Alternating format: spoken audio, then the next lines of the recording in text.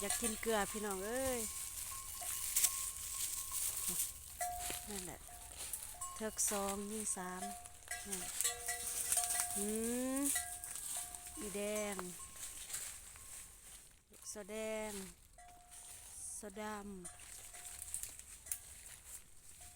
โซดำเทิกบักเทิก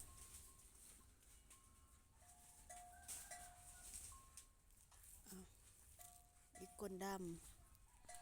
นั่นแหละตัวปีกายเทิกสอง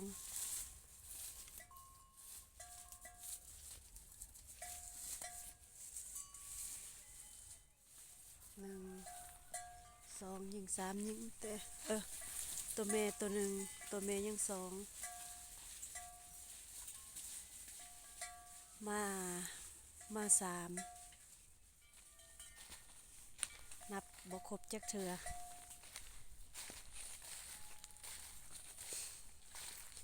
อันนี้แม่นบรรยากาศอยู่คอกงัวพี่น้องแต่ว่ามื้อวานนี่ต้องได้ไปลาดเพิ่นเนาะคันบ่ไปลาดเพิ่นก็บ่มาไปเลยหลายตัวอยู่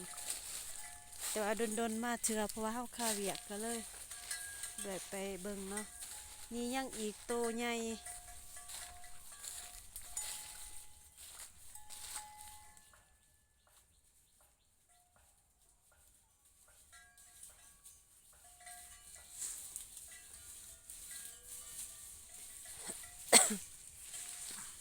น่าจะมาดแน่เนาะแม่ขาวเนาะ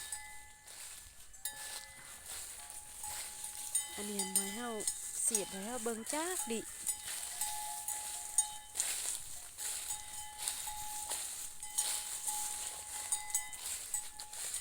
เพราะว่าเพิ่น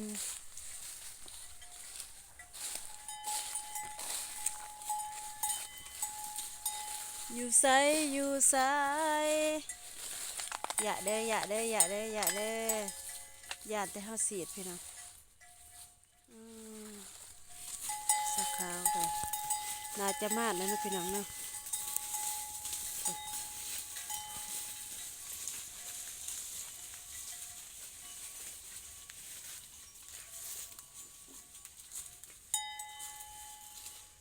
แม่นแล้วพอดีมาสามตัวเถิกสองตัวแม่หนึ่งอันนี้ก็จ้อยจอยเพราะว่าช่วงนี้มันบ่มีหญ้ามันก็อาจจะจ้อยแน่หากินยากโอ้ปวดฉี่ปวดหัวหลาด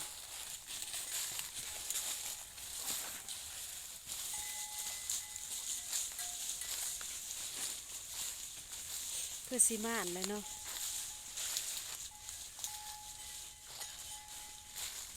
คันว่าม่านกันนะจะประมาณเดือนแปดเดือนแม่นแหละช่วงเดือนแปดเดือนเก้าจะเกิดนี่ตัวนี้นี่บ่ม่านจักเทื่อเนาะพี่น้องเนาะท่านที่ว่าสิหมดปีแล้วเพิ่นสิม่านเพิ่นยังบ่ม่านอยู่แม่ไม้ลูกตายปะนะลูกใหญ่เลยพี่กายมันน่าจะได้จักโตเนาะตัวแม่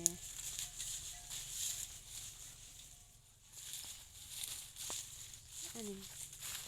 ตัวผู้บ่หรือตัวแม่อันนี้ตัวแม่อันนี้เด้ตัวผู้ตัวเทิกลืมไปเนาะดูหน่อยสิตัวเทิกเนาะพี่น้องเพราะว่าบางครั้งก็เบิ่งบ่ออกน่าจะมีลูกสะขาวลูกสะดำลูกสะแดงตัวแม่อันนี้ลูกตัวแม่ลูกสะขาวแล้วลูกสะดำตัวแม่สาม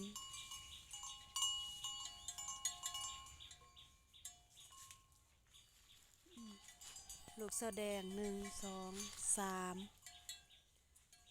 ตัวอีกเมหนึ่งนะตัวแม่เนาะสามตัว 1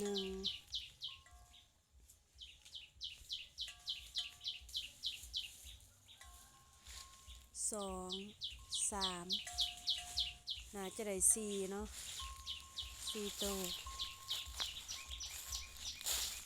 อันนี้หันลูกพี่กายเนาะแต่ว่าน้ำแม่เลยอยู่ใช่บัดลูกหน่อยหันบ่ปานใดถ้าเถิกอย่าเด้ออย่าเด้ออย่าเด้อโอ้โหเด้อโจเด้อบัดน่ะเด้อ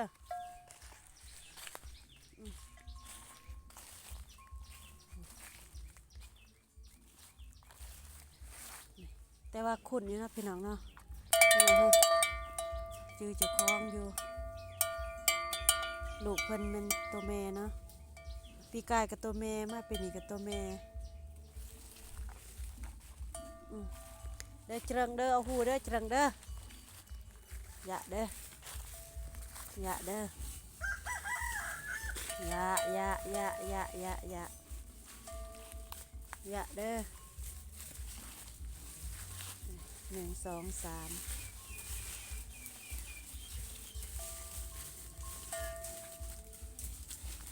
น่ะนี่ตัวแม่นี่อย่าเด้อ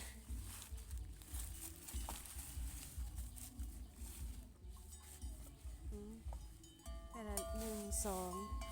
3เด้อลูกแสดง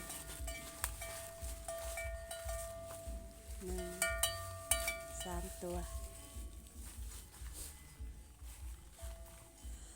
เฮ้ยโอ้ไฟได้จมบักเธอเข้า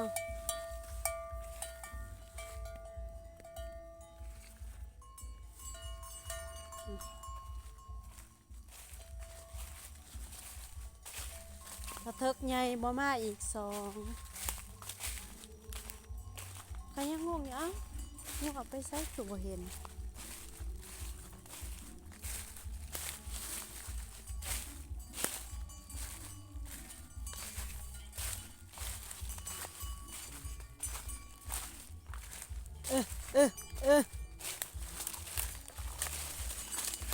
น่ะ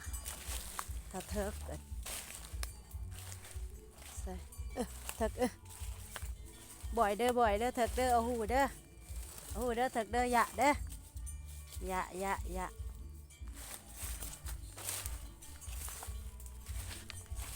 ้อเถิกเด้ออย่าเด้อไม่ดื้นอย่าไอเด้อเอาหูเด้ออมปอดทีบเด้อไม่เอาบายอย่า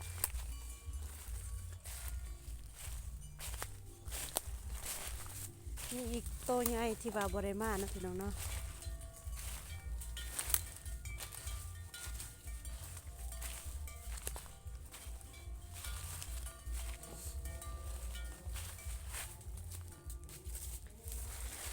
สะดำกับป้าเลยลูกเพิ่นแต่ว่างัวจะเลี้ยงตามธรรมศาสตร์เนาะปล่อยแล้วก็2-3 มื้อเฮาก็ไปเจาะเบิ่งเทื่อ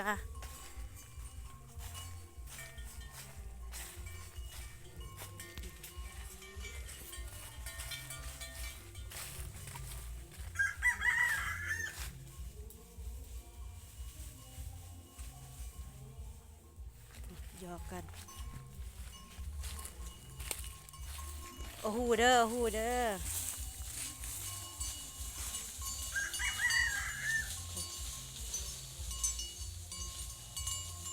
บรรยากาศอยู่ขอบหัวพี่น้อง